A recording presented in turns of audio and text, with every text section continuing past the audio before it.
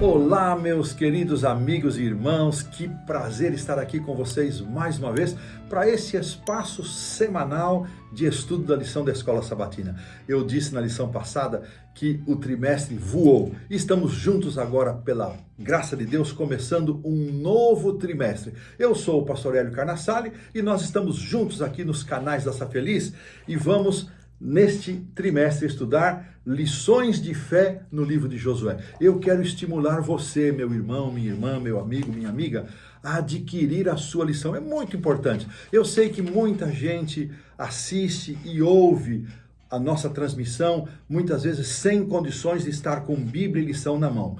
Mas assim que possível, confira na lição, confira os textos bíblicos, por isso é importantíssimo que você tenha a sua lição. Então nós vamos começar esse trimestre juntos, que certamente vai nos enriquecer muito, porque é mais um estudo da Bíblia que nós vamos fazer. Eu já falei várias vezes, eu gosto de todas as lições, mas eu amo especialmente quando nós estudamos algum livro da Bíblia, e dessa vez será o livro de Josué.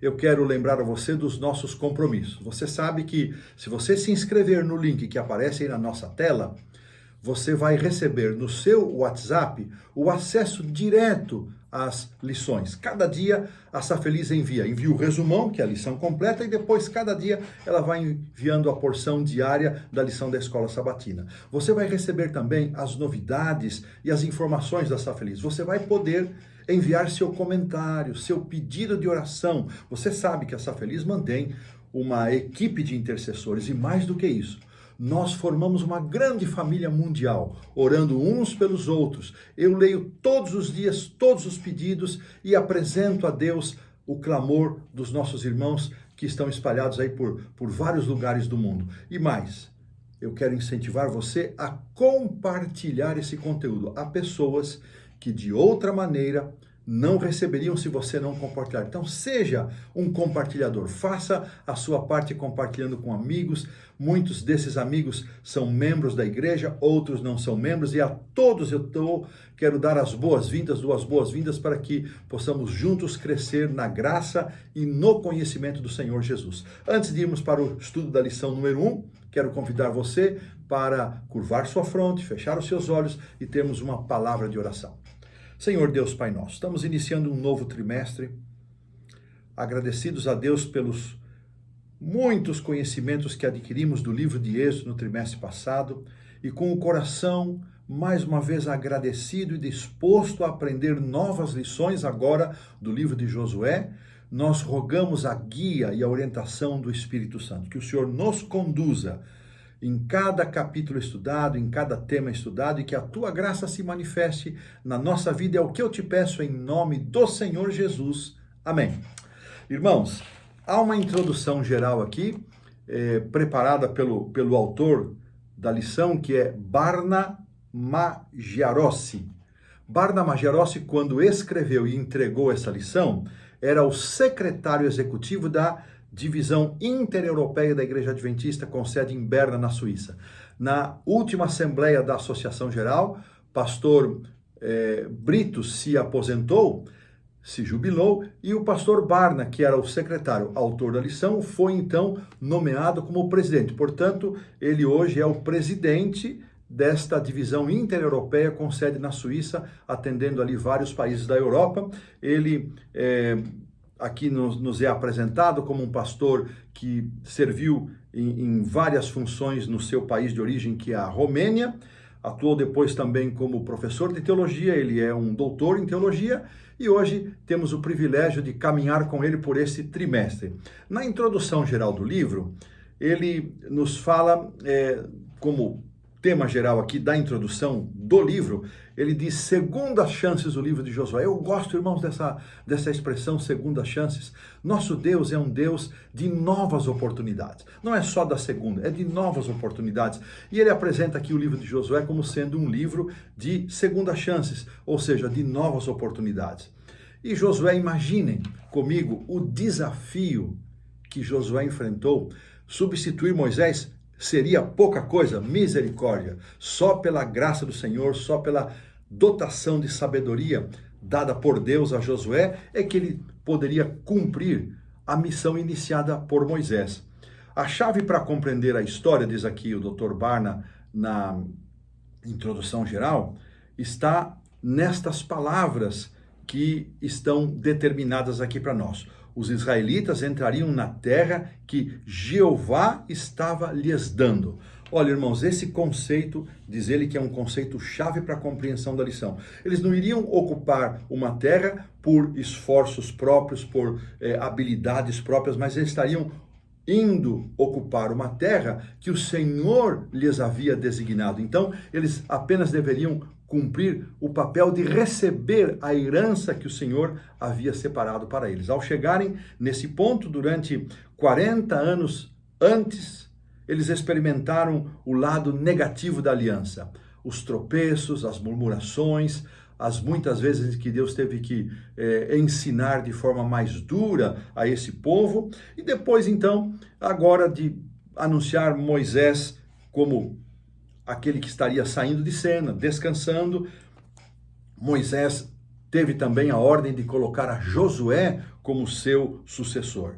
E as promessas feitas aos patriarcas, olha que interessante isso, e a Moisés estavam agora para se cumprir. Que privilégio teve Josué de ser testemunha ocular do cumprimento daquelas promessas feitas a Abraão, Isaque e Jacó, confirmadas depois a José, quando pediu que os seus ossos fossem levados do Egito para serem enterrados na terra da promessa. E que impressionante esse privilégio e que grande responsabilidade também. Muito bem, terminando essa introdução geral, o pastor e Dr. Barna nos diz que neste trimestre vamos estudar o livro de Josué e nós vamos descobrir juntos que o livro de Josué, ele, embora tenha sido escrito há mais de 3.000 anos, o mundo em que vivemos hoje não é tão diferente daqueles desafios experimentados por ele, especialmente os desafios espirituais. Embora hoje vivamos em circunstâncias diferentes, em tempos diferentes, ainda existem desafios semelhantes, especialmente os espirituais, que ameaçam a nossa segurança, a nossa fé e o cumprimento da missão que Deus confiou ao seu povo. Portanto, boas-vindas a você, meu amigo, minha amiga, meu irmão, minha irmã, às lições do 4º trimestre de 2025. Você percebeu que eu estou num cenário diferente. Eu estou fazendo uma semana de oração na Igreja Adventista Central da cidade de Maringá, uma cidade que fica no estado do Paraná, sul do país, e por bondade e gentileza aqui dos amigos que cuidam da parte de mídia da igreja, eles me cederam esse espaço para poder gravar as lições desta semana, especialmente a lição número 1, que tem como título Receita para o Sucesso. O verso para memorizar diz assim: tão somente seja forte e muito corajoso, para que você tenha o cuidado de fazer segundo toda a lei que o meu servo Moisés lhe ordenou. Não se desvie dela, nem para a direita, nem para a esquerda, para que seja bem-sucedido por onde quer que você andar. Josué 1, verso 7. Irmãos, agora sim, a parte que nós chamamos de sábado à tarde, nos relembra que o livro de Josué trata de novas possibilidades, como mencionamos na introdução geral. Moisés, depois de liderar o povo nas peregrinações por 40 anos, agora havia ficado no passado, já não estava mais entre o povo. A saída do Egito, as peregrinações, marcadas por rebelião, teimosia, idolatria, haviam terminado, haviam passado. Toda aquela geração daquele povo que murmurou contra Deus e de quem Deus disse que, exceto Calebe e Josué, de uma certa idade de 20 anos para cima, exceto Calebe e Josué, todos os homens e mulheres que tinham, à época, 20 anos para cima, morreram naquele deserto. E uma nova geração disposta a obedecer a Deus, aprendendo com as lições dos seus pais, estava pronta agora para entrar na terra prometida. Não como uma expectativa a ser cumprida, mas como uma garantia, uma possibilidade de realidade e de vitória. Durante esta semana, nós vamos estudar a maneira como Deus abriu um novo capítulo na vida de Israel e como Ele pode fazer o mesmo em nossa própria vida. Que pensamento bonito.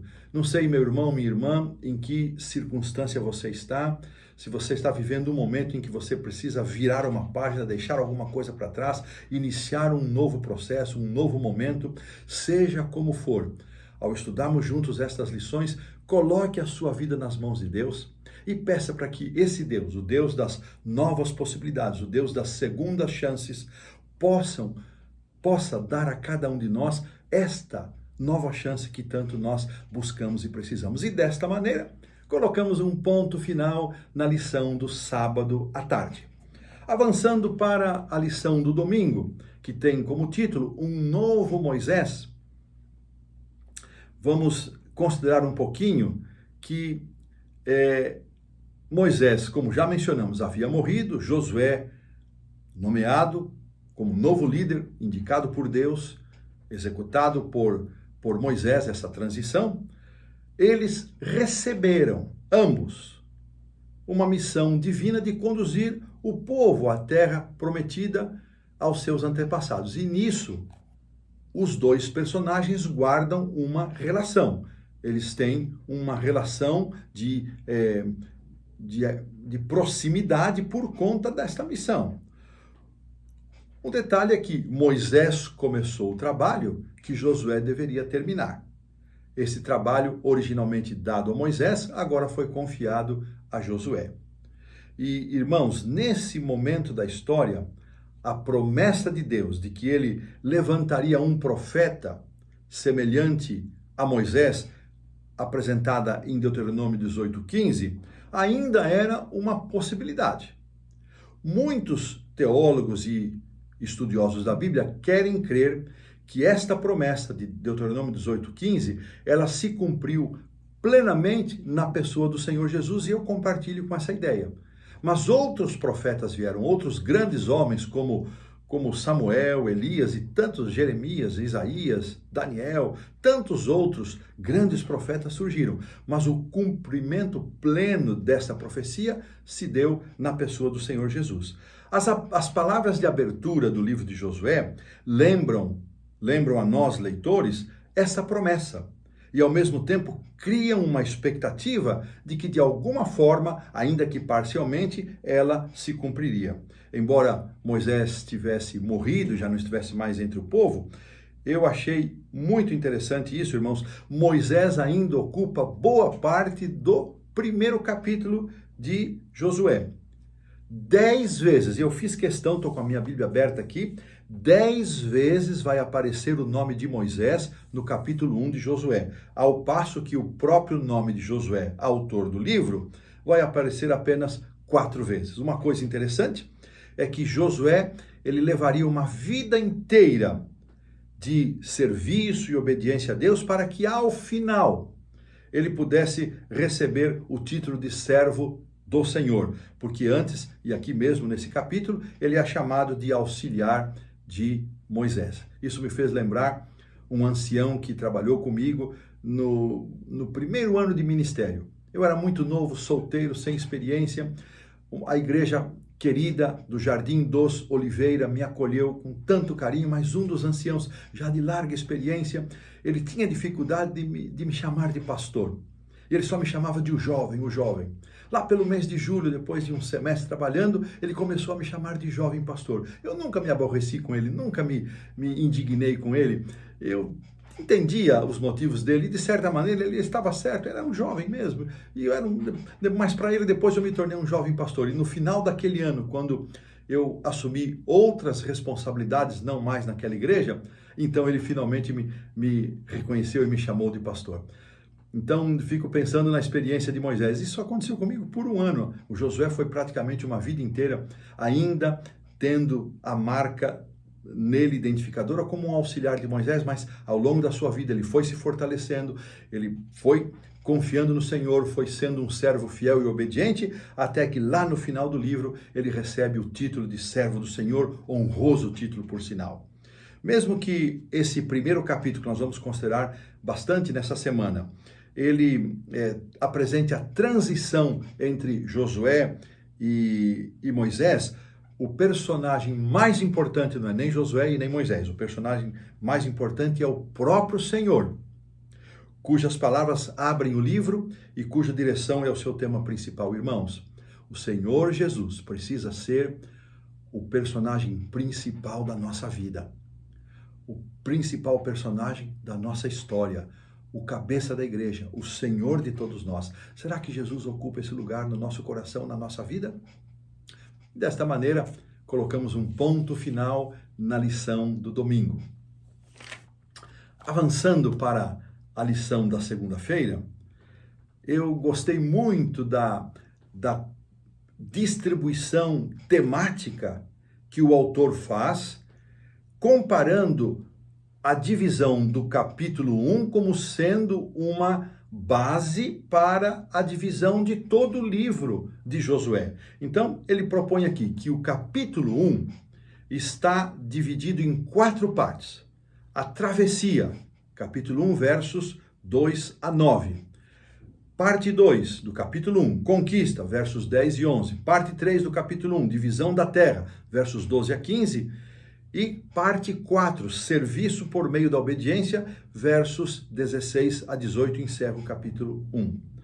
Interessante que o autor, então, pastor Barna, ele, olhando para o livro, ele vê relações desta divisão do capítulo 1, nessas 4 partes, com o livro de Josué também estando dividido nesses 4 temas. Primeiro, atravessar o Jordão, capítulo 1, verso 1, até o capítulo 5, verso 12. Parte 2, tomar a terra, capítulo 5, verso 13, ao 12, 24. Dividir as terras, capítulo 13, verso 1 ao 21, 45, e a parte do serviço, do servir, capítulo 22, 1 até o 24, 33. Achei muito interessante. E um destaque ainda mais, que as iniciativas de Deus são expressas por 3 verbos, tanto no capítulo 1 quanto no livro: cruzar, tomar e dividir. E cada uma dessas iniciativas recebe uma resposta adequada na obediência do povo, que deriva então na sua iniciativa final, que é servir a Deus. Olha que lindo. A estrutura do livro, portanto, ela transmite sua mensagem principal. As iniciativas de Deus não se realizam de forma imediata e automática, e exigem sim a resposta fiel do povo de Deus. E nós somos chamados, irmãos, a responder com obediência. É muito interessante que a gente perceba como essa métrica, Deus é um Deus que se apresenta, é um Deus que toma iniciativa, é um Deus que nos procura, é um Deus que nos chama, mas Ele espera a nossa resposta de amor, que se manifesta em obediência, em serviço, de reconhecimento a tudo aquilo que Deus tem feito por nós. Em nenhum momento Deus abriu mão da obediência, Deus abriu mão do serviço que surge como resposta. Veja, irmãos, que não é a obediência e o serviço como meritocracia, como forma de agradar a Deus e comprar o favor de Deus. De forma nenhuma. É resposta ao grande amor de Deus, ao grande amor de Deus, ao grande sacrifício do Senhor, dando sua vida por nós, nos abençoando. Nós então respondemos em reconhecimento à sua soberania, à sua divindade, com a obediência para a qual Ele mesmo nos dá força, porque nem isso nós temos. Nem isso nós temos, não temos forças para obedecer. Que interessante esta visão de estrutura do livro, e desta maneira nós colocamos um ponto final na lição da segunda-feira. Avançando então para a terça-feira, nós vamos aqui considerar a lição que tem como título Herdeiros das Promessas. E em Josué 1:2, vou pedir para a produção, por favor, produção, coloque aí para nós o versículo 2 do capítulo 1, e eu vou ler aqui, Josué 1:2, diz assim: Moisés, meu servo, é morto. Dispõe-te agora, passa este Jordão, tu e todo este povo, à terra que eu dou aos filhos de Israel. Olha que coisa interessante. Deus está dizendo a Josué que daria a terra que foi prometida aos antepassados, Abraão, Isaque, Jacó, Moisés, que essa terra seria dada ao povo de Israel. Por outro lado, no verso seguinte, que é o verso 3, o texto em hebraico indica que Deus já havia dado esta terra. Como entender isso? Se no verso 3 ele diz, olha, já é de vocês, e no verso 2 ele diz, tomem posse. Então vamos entender a explicação que o Dr. Barna nos apresenta. A terra prometida era uma dádiva do Senhor, que é o verdadeiro dono, é aquele que possui tudo nesse mundo. Josué 1, 2 e 3, nós encontramos formas diferentes do verbo dar, que revelam dois aspectos da herança da terra. A primeira forma expressa o processo de dar, de entregar esta possessão. Apenas os territórios da Transjordânia, ou seja, que estavam do outro lado do Jordão, já haviam sido ocupados pela tribo de Rubem, de Gade e metade da tribo de Manassés. A maior parte da terra prometida ainda estava por ser tomada. Já no verso 3, o verbo usado, ele tem uma forma chamada de forma verbal perfeita, dando a impressão que a terra já havia sido dada a eles. Na nossa versão, na versão que eu estou usando, isso não fica claro, mas no texto original é esse o sentido. Essa forma, no verso 3, é como se a terra já havia sido dada a eles. Quando Deus é o sujeito dessas ações, diz aqui o Dr. Barna, a forma gramatical, então, ela é chamada de perfeito profético. O que Deus promete em sua palavra, isso aqui eu achei lindo demais. O que Deus promete em sua palavra é tão seguro que podemos confiar de tal maneira que é como se essa realidade já tivesse se cumprido, já tivesse acontecido. Gostei desse conceito do perfeito profético. Quando Deus promete alguma coisa na sua palavra, esta promessa ela é tão certa, ela é tão segura, que nós podemos confiar como se essa promessa já tivesse acontecido. Quantas promessas maravilhosas Deus tem deixado para nós em sua palavra. Será que nós temos confiado, recebido e aceitado estas promessas? Temos percebido o cumprimento delas na nossa vida? Que coisa, irmãos, maravilhosa pensar nas grandes promessas de Deus. Além disso, irmãos, há uma expressão mais aqui que a lição traz para nós, que é o termo hebraico kol, traduzido como todo, toda, todos, que é repetido várias vezes no primeiro capítulo, que expressa, aqui diz o autor, a totalidade e a integridade essenciais para dirigir e atingir o propósito dado a Josué. Então, a presença dessa palavra aponta para uma integridade que seria necessária para que Josué, como novo líder, pudesse conduzir o povo no cumprimento desse processo. E aqui, então, terminando a reflexão da terça-feira, o autor destacou que as promessas de Deus, elas não são coisas mágicas, místicas, elas não têm em si mesmas, a promessa não tem em si mesma o poder de garantir o seu cumprimento. A garantia de que elas se tornarão realidade está unicamente na presença de Deus. Que coisa maravilhosa! Amei isto aqui. Então, quando o autor destaca aqui o versículo 5, capítulo 1, verso 5 de Josué, ele destaca a expressão, estarei com você.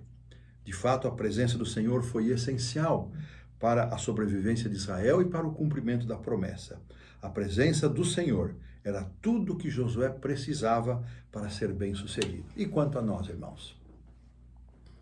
Precisamos também, igualmente, da presença do Senhor.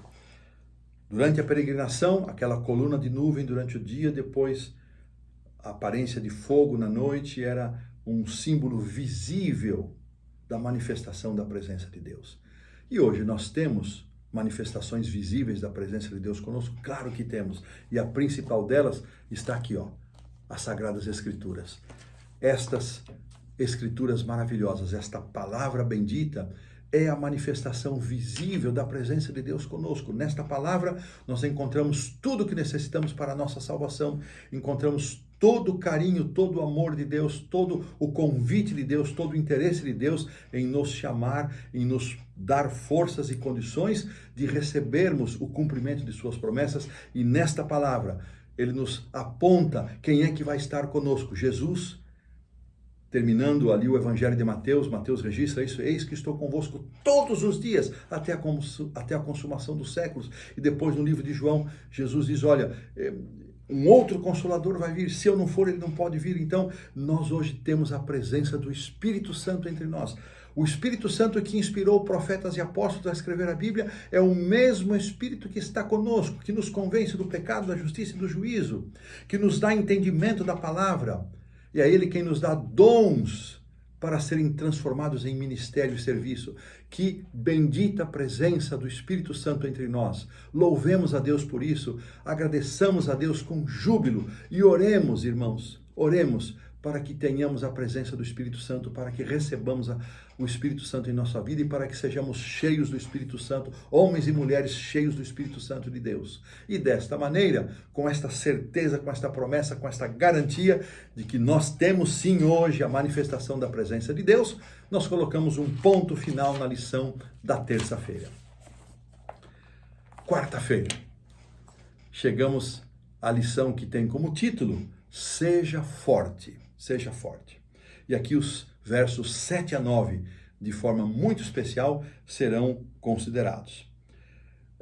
Há pouco tempo atrás eu li uma interessante reflexão de um pastor que dizia que em certo tempo foi feita uma pesquisa entre adolescentes e jovens, pedindo que eles indicassem qual era o verso bíblico mais apreciado deles. Geralmente, nesses momentos em que ocorrem batismos ou algum momento especial, sugere-se que alguém destaque o seu verso preferido, e esse verso de Josué 1:9, ele se destacou como sendo o mais citado e o mais escolhido pelos adolescentes e jovens. E ele explicava por quê. Porque esse verso 9, ele dá uma espécie de um empoderamento, ele cria nas pessoas uma confiança, uma convicção de que com a força e a coragem manifestadas, recebidas de Deus e manifestadas, então nós poderemos alcançar alturas que sozinhos jamais atingiríamos. Muito interessante essa percepção. Então, irmãos, vamos aqui às considerações do autor. Ele diz que a tarefa diante de Josué envolvia desafios que pareciam insuperáveis. No entanto, o chamado para que Josué fosse forte e corajoso não estava relacionado a nenhum tipo de estratégia de guerra. E aqui nós vamos entender aqui por quê. Inclusive, registros históricos nos mostram que nem o Egito, a mais forte nação da época, a maior potência daquele tempo, foi capaz de ter um domínio completo sobre Canaã. E era essa terra, era esse povo, eram esses reis, eram 7 nações, que agora Josué, liderando um povo nômade, sem equipamentos adequados, sem experiência de guerra, eram essas nações que deveriam ser superadas e vencidas por esse povo nômade, sem experiência de guerra, sem instrumentos de guerra. Então, força e coragem eram mais do que necessários para permanecerem fiéis aos estatutos do Senhor, aos requisitos, mas, sobretudo, fiéis na confiança de que Deus estaria com eles e que aquela terra seria dada a eles.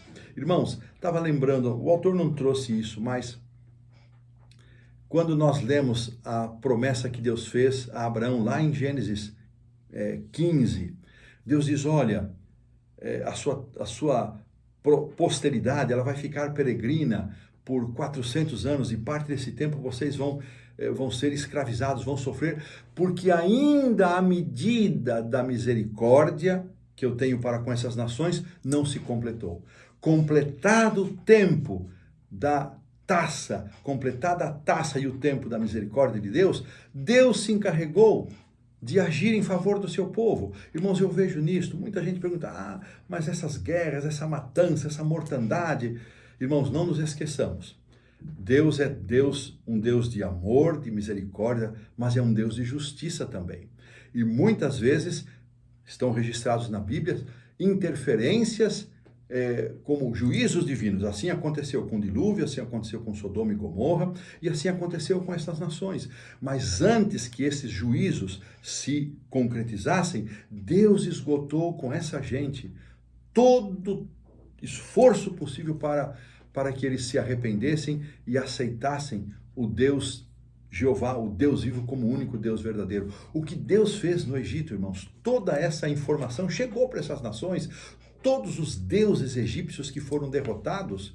Isso deveria colocar essas nações numa posição de humildade, de reconhecimento, de conversão, mas não foi isso que vimos. Eles endureceram o coração e foram vítimas de suas próprias escolhas, sendo assim destinadas para o juízo. Irmãos, no final dos tempos, Deus também terá um juízo de punição, um juízo de exterminação, de aniquilação para todo aquele que não entregou seu coração a Jesus. E isto é um ato de amor, é um ato de misericórdia de Deus para com todos aqueles que estarão vivos, inclusive também para aqueles que estarão mortos.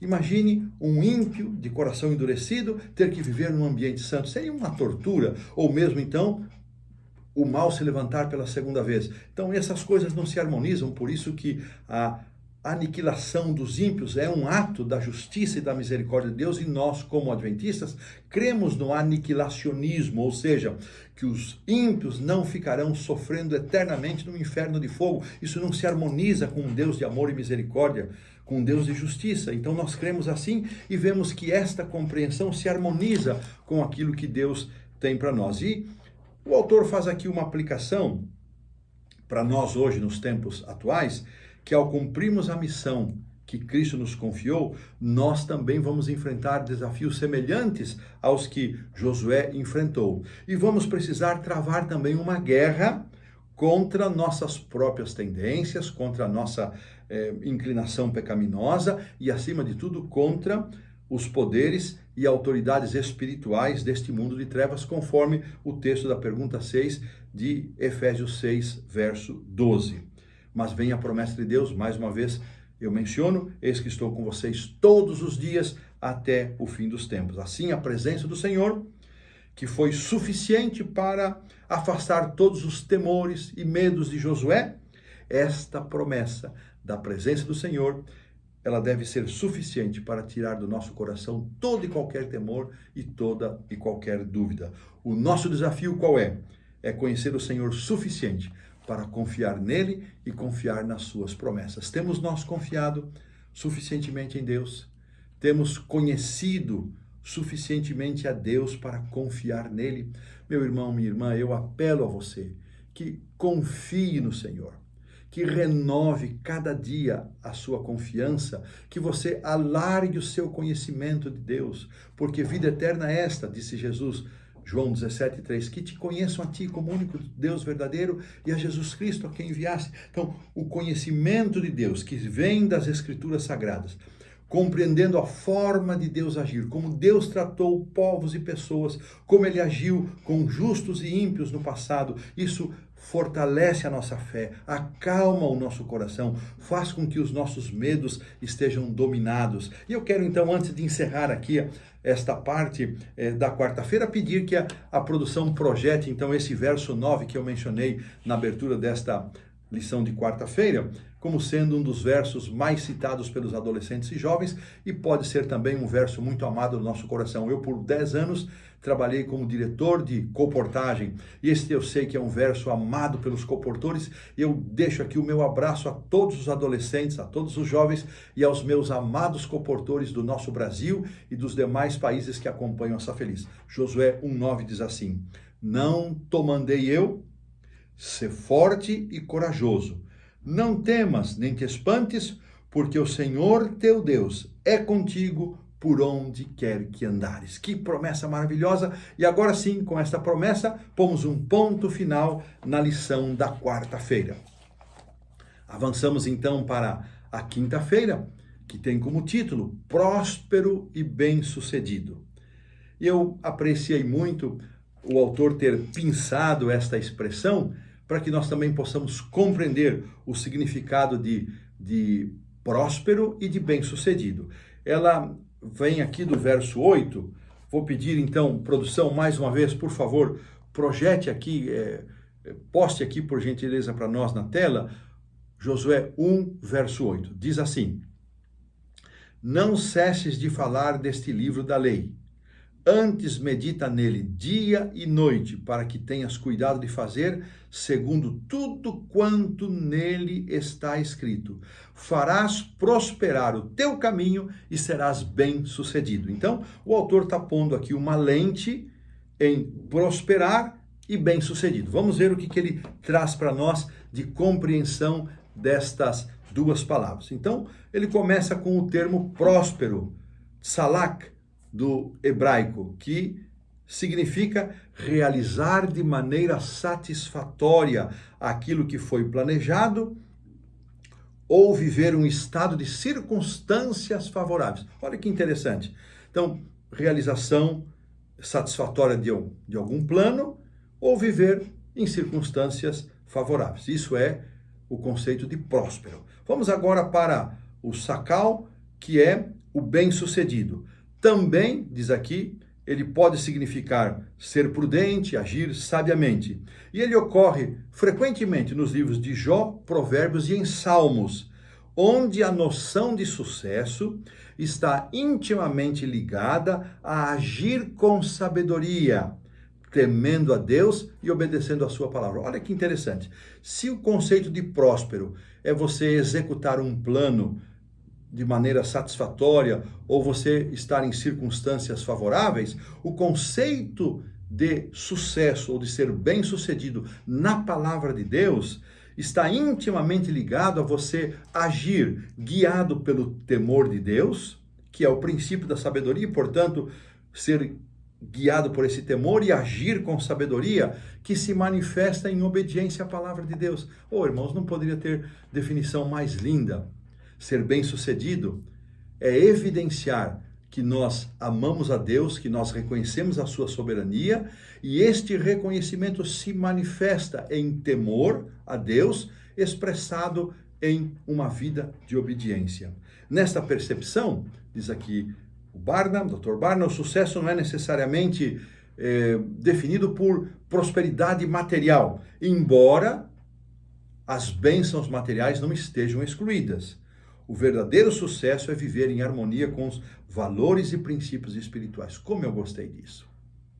Às vezes, irmãos, nós somos muito impactados pelo conceito de sucesso da sociedade atual, materialista, onde não há espaço para valores espirituais, e muitos membros que são fiéis a Deus, são sinceros, muitas vezes sofrem com restrições materiais, e às vezes nos questionamos, mas será que eu estou sendo abençoado por Deus? Meu irmão, minha irmã, não importa qual seja a sua condição social, se de mais condições financeiras, materiais ou menos, não se esqueça, o verdadeiro sucesso é viver em harmonia com os valores e princípios espirituais baseados num mundo criado por Deus e expressos na sua lei santa e maravilhosa.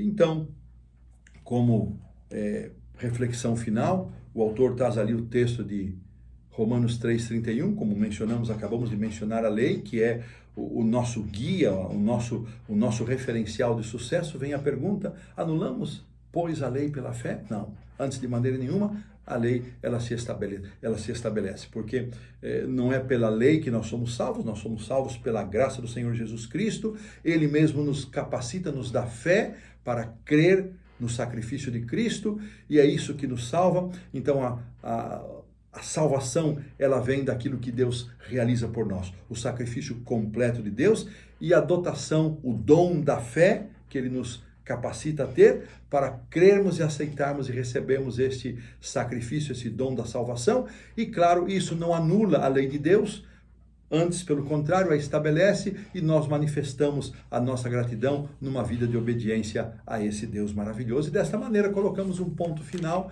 na lição da quinta-feira. Avançamos então para a sexta-feira. Eu vou pedir para a produção colocar aí o texto que foi publicado em O Desejado de Todas as Nações, página 307, e está aqui no primeiro parágrafo da lição da sexta-feira, que é o estudo adicional, e diz assim: em suas promessas e advertências, Jesus se dirige a mim. Deus amou o mundo de tal maneira que deu seu Filho unigênito para que eu, crendo, não pereça, mas tenha a vida eterna. As experiências relatadas na palavra de Deus devem ser minhas experiências. Orações e promessas, mandamentos e advertências pertencem a mim. À medida que a fé assim recebe e assimila os princípios da verdade, eles se tornam parte do próprio ser e a força motriz da vida. A palavra de Deus, recebida no coração, molda os pensamentos e entra no desenvolvimento do caráter. Que coisa linda, que pensamento poderoso, trazendo para o plano pessoal as promessas do Senhor, bem como as suas advertências. 4 perguntas para consideração, e eu escolhi compartilhar a quarta, que diz assim: imagine como Josué deve ter se sentido como sucessor de Moisés. Que promessa Deus lhe deu, que certamente o sustentou com suas grandes responsabilidades? E eu destaquei aqui, o autor, aliás, destacou aqui o capítulo 1, verso 5, que diz: como fui com Moisés, assim serei contigo. Irmãos, assim como Deus foi com os personagens do passado, assim como ele foi com o seu povo no passado, ele promete ser conosco. E desta maneira, nós colocamos um ponto final na lição da sexta-feira e na lição desta semana. Convido você a curvar a sua fronte para uma oração. Pai querido, Deus de amor, bondade e misericórdia, graças te damos, Senhor, por esta oportunidade de iniciarmos um novo trimestre sob a tua bênção de iluminação e companhia. Segue conosco, Pai. Abençoa-nos em cada lição a ser estudada e dá-nos a graça, Senhor, de termos a certeza da tua presença conosco. Assim nós oramos, pedimos e agradecemos em nome do Senhor Jesus. Amém. Forte abraço, que Deus os abençoe. Feliz 4º trimestre para todos. Até a próxima semana.